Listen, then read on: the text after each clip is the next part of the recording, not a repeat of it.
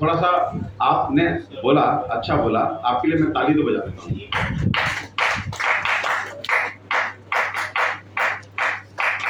लेकिन और इसको सुसंस्कृत तरीके से बताएंगे, लेकिन इसके लिए मैं आपको कुछ स्पेशल देके जाऊंगा। शिशिर, बसंत, ग्रीष्म, वर्षा, शरद और हेमंत। शिशिर, बसंत, ग्रीष्म। शिशिर मीन्स लेट विंटर, लगभग 15 जनवरी से 15 मार्च तक का समय शिशिर ऋतु कहलाता है। इसे लेट विंटर आप कह सकते हैं। बसंत जो हम स्प्रिंग बोलते हैं, 15 मार्च से लगभग 15 मई तक का समय। फिर गर्मी शुरू होती है, फिर रेनी सीजन आता है, फिर ऑटम शरद ऋतु आती है 15 सितंबर से लगभग 15 नवंबर तक। 15 नवंबर से 15 जनवरी तक आती है हेमंत ऋतु, अर्ली विंटर। आपको जान के हैरानी होगी, ये हमारी खाने पीने की चीजें, ये सब डिपेंड करता है कि किस ऋतु में खाई जाए, किस समय खाई जाए। ये सारा ज्ञान है हमारे पास, लेकिन हम इस ज्ञान से दूर हो गए। और जिन देशों ने हमें बताना शुरू किया, जिनको हमने फॉलो करना शुरू किया, ये वो देश हैं जिनको 6 सीजन नहीं, 1 या 2 सीजन जिनके पास हैं, वो हम उन पे डिपेंडेंट हो गए। वर्ल्ड हेल्थ ऑर्गेनाइजेशन, कौन भैया डायरेक्टर? अमेरिकन। कौन भैया? ये यूरोपियन। कौन भैया? ये अफ्रीकन। अब कहीं जाके 8-10 साल में इंडियंस की एंट्री हुई है वर्ल्ड हेल्थ ऑर्गेनाइजेशन में, जो हमारे स्वास्थ्य की रक्षा कर रहे हैं, जो हमको बता रहे हैं। उनको, उनके पास वास्तव में एक पन्ने का लिटरेचर नहीं है, और नंबर 2 उनके पास सीजन्स भी नहीं है। वो हमें क्या गाइड करेंगे कि वर्षा में क्या खाना है और ठंड में क्या खाना है और गर्मी क्या खाना है। सोचिए जरा कितना हम मिसगाइडेड है।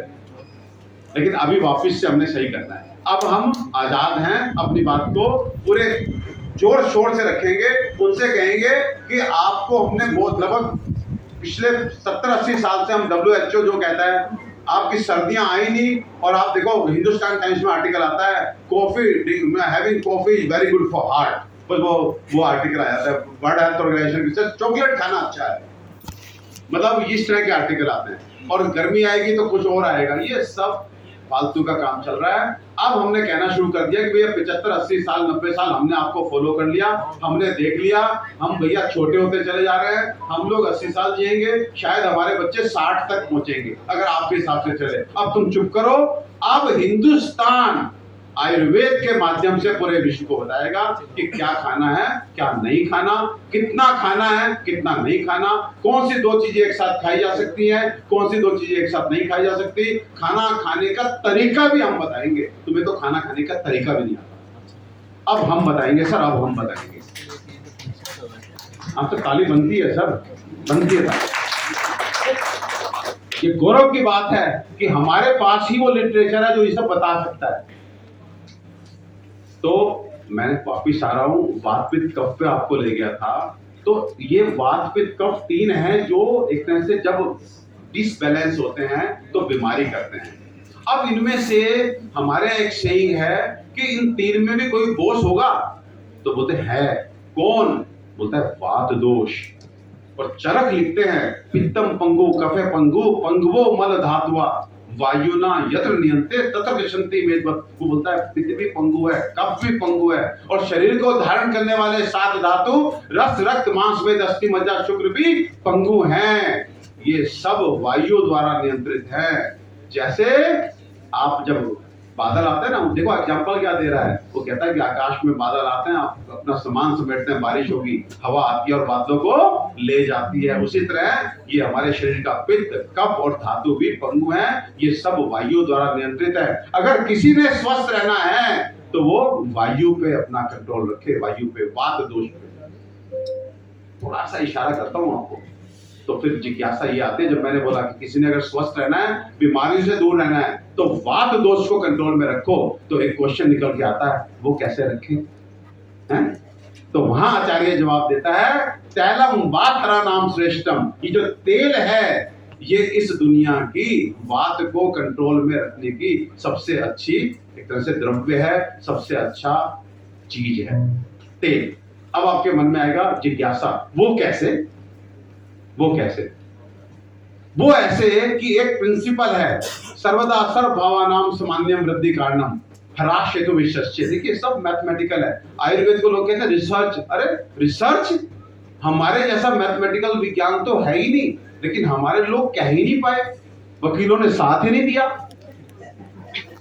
पहली बार सुप्रीम कोर्ट में बुलाया, पिछली बार बुलाया था तो वहां ले गए थे, वो सामने कौन सा इंस्टीट्यूट है जी आपका, लॉ इंस्टीट्यूट, बार एसोसिएशन ने कराया था। आज एंट्री मिली है, आज हिम्मत भी बढ़ रही है मेरे कि आप वकील साथ देंगे। तो कहने का मतलब यह है कि एक जनरल प्रिंसिपल है, सर्वदा सर्वभावनाम सामान्य वृद्धि का नाम, समान से समान की वृद्धि होती है।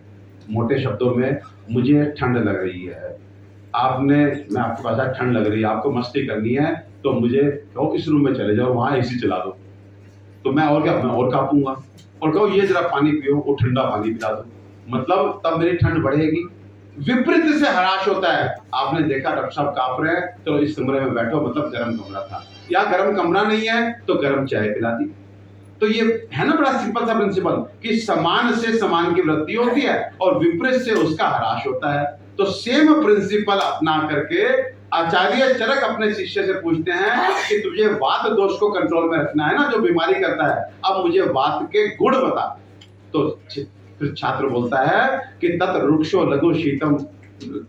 लघु शीतम सूक्ष्म चलो अनिल है। वो बोलता है वायु के 6 गुण है। नंबर 1 रुक्ष, रूखी, मींस सुखाने वाली, जब हवा चलती है सर्दियों में तो सब स्किन ड्राई होती है, सब कुछ ड्राई होता है। लघु, हल्की, यहाँ हवा है but we can wave our hands because of the lightness of air. Number 2 वायु हमेशा ठंडी होती है, हम बोलते हैं गर्म हवा चल रही है, हवा कभी गर्म नहीं होती, वो हवा गर्म होती है सूर्य के इंपैक्ट से। उसी पंखे को छत पे ले जाइए गर्मी में, आपको जला देगा, उसी को इसी कमरे में ले आइए, ठंडी हवा देगा। हवा सदैव शीतल, जब सन के इंपैक्ट में आती है तो गर्म हो जाती है, हवा सदैव शीतल। इस तरह से 6 गुण है, मैं अपने को 3 पे रोक रहा हूं, रुक्ष, लघु, शीत। अब सोचिए, जब आपको ड्राइनेस होती है तो आप क्या लगाते हैं, कोई लुब्रिकेंट मतलब ऑयल। जब लघुता आती है, लघुता मीन्स हल्कापन, आप कोई खाना खाते हैं जिसमें तेल कम हो तो क्या बोलते हैं, लाइट है। जब तेल घी अधिक फ्राई हो जाए तो क्या बोलते हैं, हैवी है। तो that heaviness of oil kills the lightness of air. सारे तेल तासीर में कैसे होते हैं, गर्म, except for the coconut oil, जो हमारी कुकिंग में कभी था ही नहीं। तो अब देखिए कि oil is the only material in this world which has properties, all the properties against the properties of vata।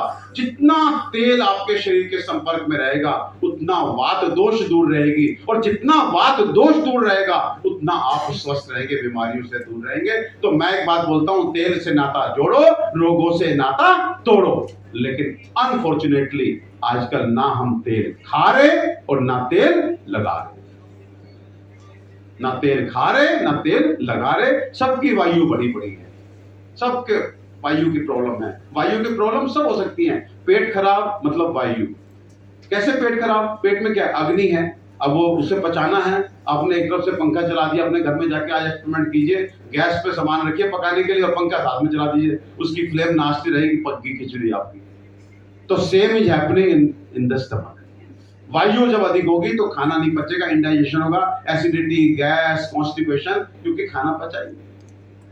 आपके पेन, जितने पेन है, आर्थराइटिस है, हमारे यहाँ सेइंग है वातादिते नास्ति रुजा, यानी कि कोई भी पेन, कोई भी दर्द वायु के बिना हो ही नहीं सकता। इसलिए आप देखिए, किसी तरह का दर्द हो, आप अजवाइन खाते हैं, काली मिर्च खाते हैं, ये सब क्या है, एंटी वाता, तो आपको आराम पड़ता है। आप तेल से मालिश करते हैं, सिर में दर्द हो रहा, सिर में तेल की मालिश कर दी, घुटने में दर्द हो रहा, घुटने में तेल की मालिश कर दी, पेट में दर्द हो रहा, सरसों के तेल में थोड़ा सेंधा नमक मिला के मालिश कर दी। सो वायु, तो सारी बीमारियों की जड़ वायु है, और आज ना हम तेल खा रहे हैं ना तेल लगा रहे हैं। और अनफॉर्चुनेटली ये तेल घी छोड़ करके अगर 150 साल जी रहे होते तो मैं भी छोड़ देता।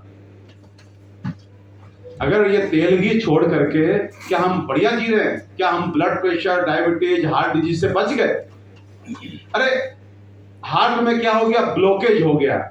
आपके घर की बड़ी बड़ी मशीनें जो जंग खाई पड़ी होती है वो तो 2 बूंद तेल डालने से चल जाती हैं, आपके कब्जे मुंह कर जाते हैं, ताले खुल जाते हैं, और ये तेल शरीर में जाके ब्लॉकेज करेगा, बाहर वो हर ब्लॉकेज खोल रहा है।